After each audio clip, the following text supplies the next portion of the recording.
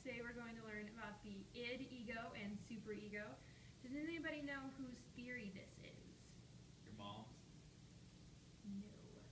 Well, actually, it's Sigmund Freud's. Yes, it's Sigmund Freud's theory. Can anybody give me a brief summary of what the id, ego, and superego are? Brief summary, isn't it like primal instinct and morality? Almost. You got most of it. It's also reality. Good job. Yes, this is Freud's personality theory, and in this theory, the primal instinct is represented by the id, the morality is represented by the superego, and the reality is represented by the ego. Can anybody tell me what id is? Isn't the id kind of like your primal instincts? It's what drives you to do what like you carnally want to do, just your instinctive reaction. Yes, that's a great definition. The id is what you initially want to do. It's those primal instincts of wanting and having it now. What is the superego? Me? The superego is like a superhero based on moral judgments and what is right and wrong. Yeah, that's a great definition. And lastly, what would be the ego?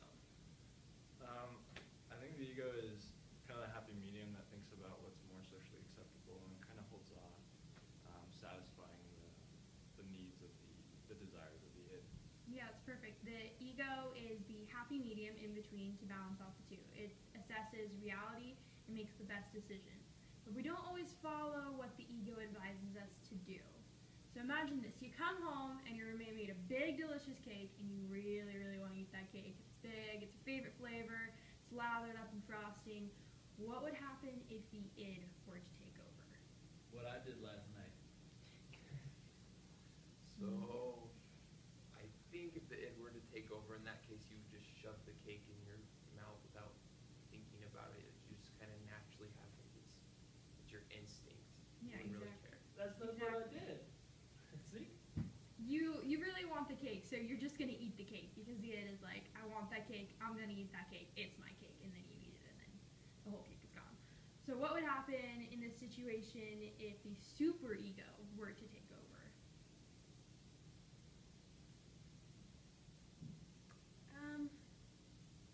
You would probably start eating the cake, but then you'd feel really bad afterwards and like wait and call your roommate or something first. Exactly. The superego, if you make a bad decision, the superego is going to make you feel really guilty about it. So you eat the whole cake and then you get done and then you're like, oh man, she's not going to be happy with me. And then you feel really guilty about it. So then you'd probably bake her another cake. And lastly, what would happen if the ego were to take over?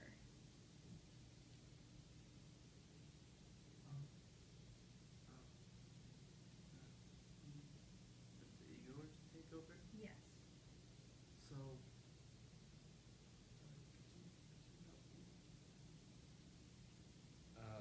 Well, if the ego took over,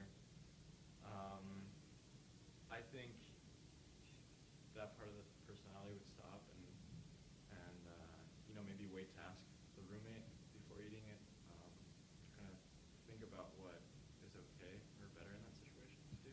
Yeah, you would take like a bite of the cake and then you go, oh, maybe I should call my roommate to check with her or him and make sure that it's okay that I eat some of this cake.